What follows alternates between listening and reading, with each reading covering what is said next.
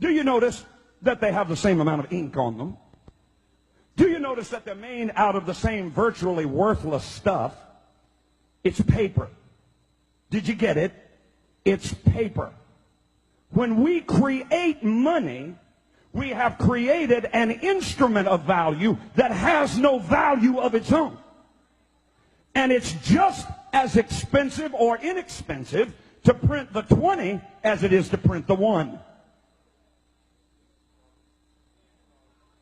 I'm here to prove to you that bankers, especially in the Federal Reserve System, make multiplied trillions of dollars and never create one thing of value. Are you with me? You want to learn this or not? Are you sure? An automaker might make 1 or 2% profit. A builder might make 10% profit. But the printers of money have no limit to the amount of money they can create and the wealth that they can create for themselves.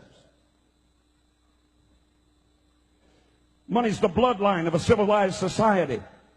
It's the instrument by which a product is sold or bought. Reduce the supply of money below the necessary levels to sustain trade.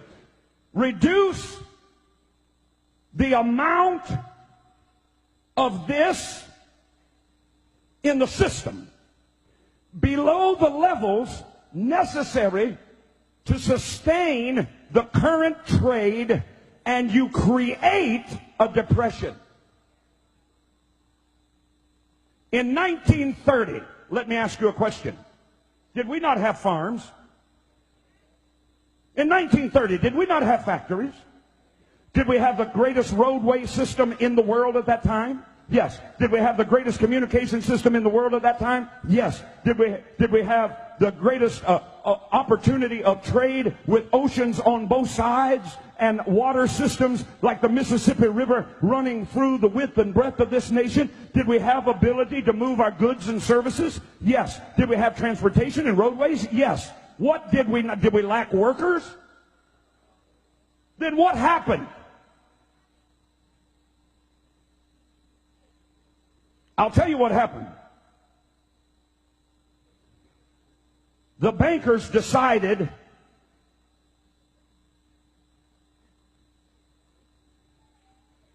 no more money for you. They got out of the stock market. I can give you the family names. They got out of the stock market the year before. Do you know all the money that was lost in the stock market as people began to sell their stocks one after the other, after the other, after the other, and stocks that were valued at $10,000 were selling for 15 cents? And then they had to make a run on the bank because the banks, the stock market had said, oh, I'll tell you what you can do. You can borrow on margin. In other words, you can buy, the economy's really good here in the late 20s. Here's what you can do. You can borrow on margin for stocks. You can buy a stock at $100 worth of stock. You can buy it for $10, and we'll lend you the other money to buy the stock, and the stock is skyrocketing, so you stand to make a great profit. What they didn't tell the American people, and what you still don't know today, is that when they did that, they also put into that legislation that they would have a 24-hour recall. In other words, however much stock you bought, it would make a lot of money, but they could call that stock in, and you would be required not only to pay for the stock, but to pay for what you borrowed at interest from them. In other words, now you got to pay the $100 that they loaned you, but they're the ones that are calling it in. So when they called it in, you didn't have the money to pay for it, so you ran to the bank. But the bank only keeps 20% money on hand. They loan the rest of it out, so only 20% of the people could get any of their money out of the bank. So the banks collapsed, the stock market collapsed, all at the whim of the bankers who decided they wanted to make the money. Watch me. Watch me. All that stuff was being sold. $100,000 farms were selling for $3,000. Who do you think bought them?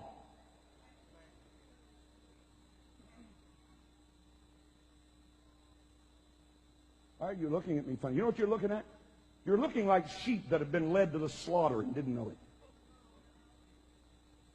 I'm going to continue. Can I continue?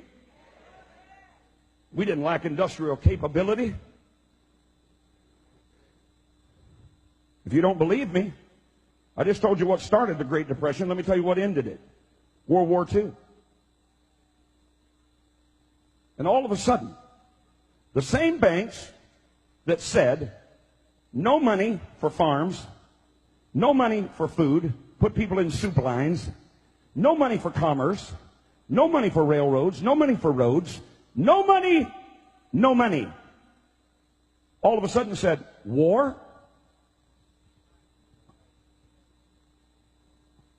And all of a sudden, factories that were closed down began to work 3 shifts. Where'd the money come from? The same pockets that refused to give it before. Because they decide when it will be printed, how much will be printed, and how much usury or interest will be paid. Not the federal government. The federal government has no say in it, as I will prove to you. Say, debt is a devil.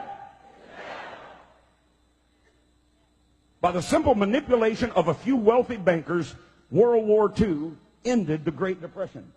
After successive failures to convince the public of the need of a central bank by wars, these same European bankers financed both sides of the Civil War in this country. You don't even know that. Same bankers, same families, financed both sides of the Civil War. Why? They make the money.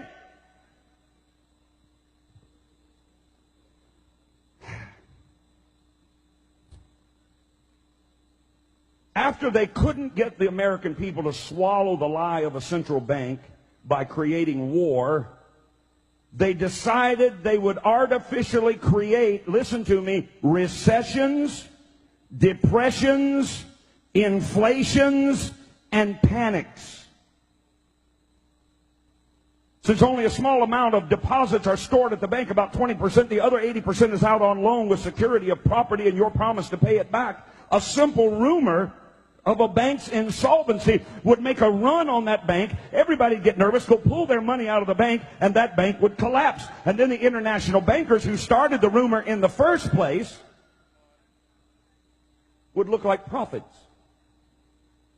P-R-O-P-H-E-T-S, prophets.